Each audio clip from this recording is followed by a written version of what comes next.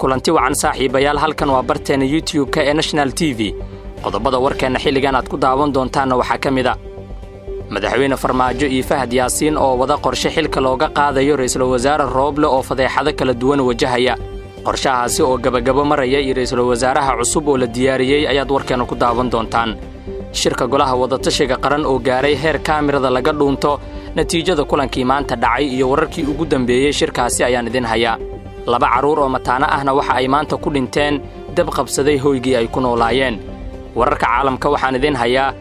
dalka Kazakhstan waxa wali ka socda dibadbaxyo xoogan iyadoo madaxweynaha dalkaasi uu maanta ciidamadiisa ku amray inay aragti ku toogtaan dibadbaxyaasha wararkaasi oo dhan ayaan faahfaahin doonaa haddaad ku cusub tahay kanaalkeena subscribe saar kadibna riix gambaleelka si muuqaal kasta uu ku soo gaaro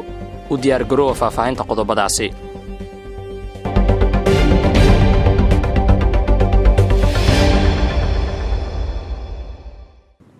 waxaan ku bilaabayaa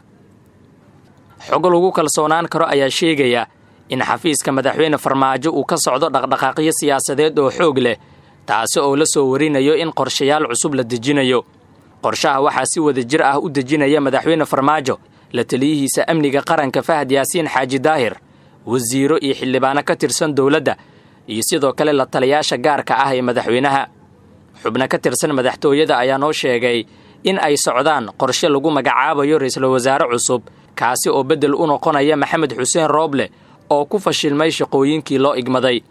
suurtagalnimada waqtiyada soo aadan amaba maalmaha soo socda ayaa la sheegay in lagu dhawaaqi doono ra'iisul wasaaraha cusub ee Soomaaliya si uu hawsha doorashada meesheeda uga sii wado maadaama injineer Maxamed Xuseen Rooble lagu eedeeyay dhul dan guud ah oo uu dhisanayo iyo sidoo kale in uu faraha la galay shaqooyin aan loo dirsan eedda ugu weyn ee Maxamed Xuseen Rooble loo jeedinayo ayaa ah in uu ku fashilmay qabashada doorasho waqti kooban ku dhacda laguna qanacsan yahay maadaama uu xafiiska joogo sanad iyo bilooyin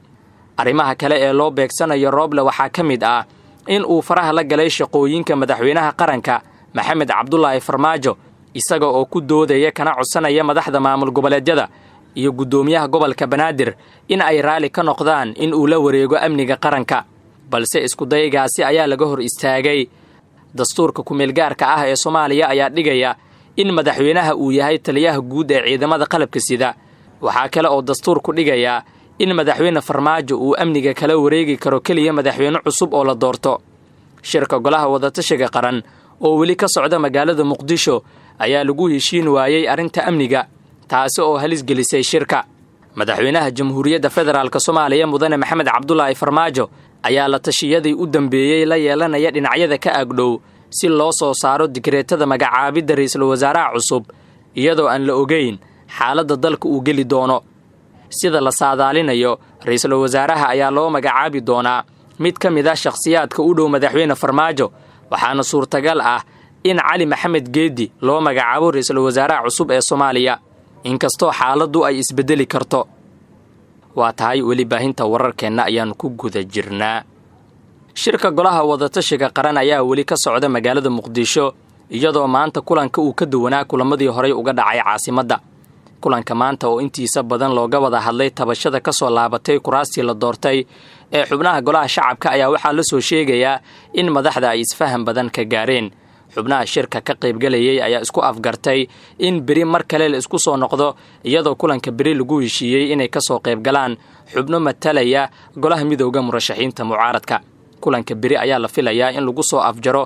cabashooyinka laga soo gudbiyay qaabkii ay u dhacday qaar ka mid ah kuraasta golaha shacabka qodobada ugu waaweyn ee shirka golaha wada tashiga qaran laga sugayo waa amniga iyo doorashooyinka Maxamed Xuseen Rooble ra'iisul wasaaraha xilgaarsiinta madax goboleedyada Galmudug Puntland Hirshabeelle Jubbaland Koonfur Galbeed iyo gudoomiyaha gobolka Banaadir ayaa aragti isku dhaafsaday madasha waxaana dhiman in gunta loo galo qodobada muhiimka ah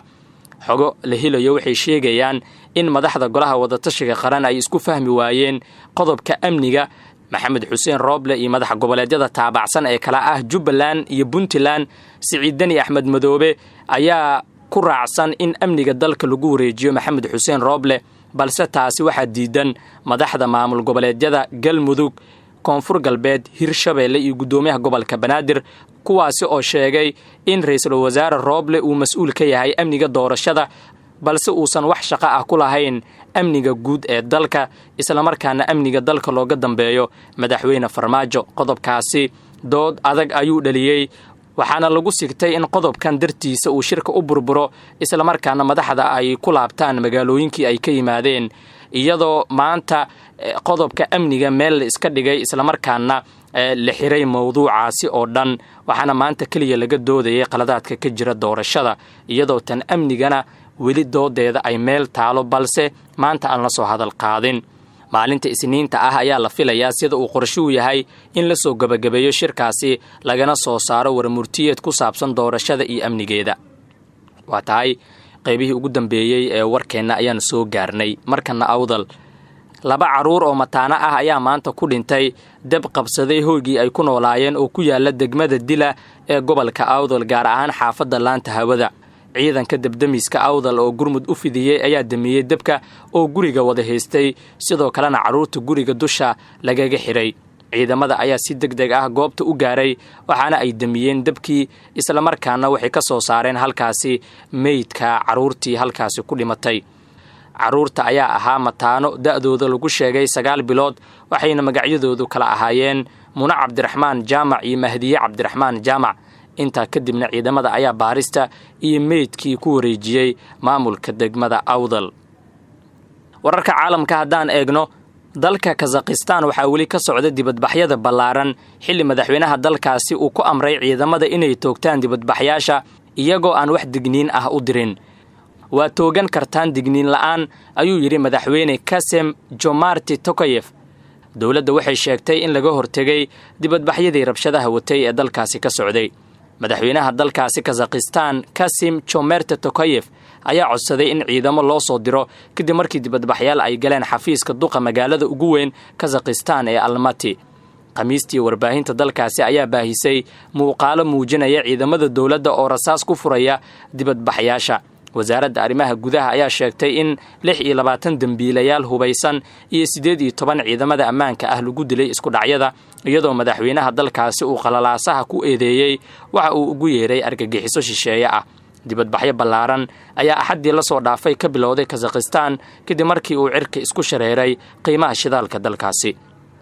waanaga intaa warkii aad ka daawanayseen barteena YouTube-ka ee National TV waad ku mahadsantihiin daawashada iyo la socodka wararkeenna ee macsalaama.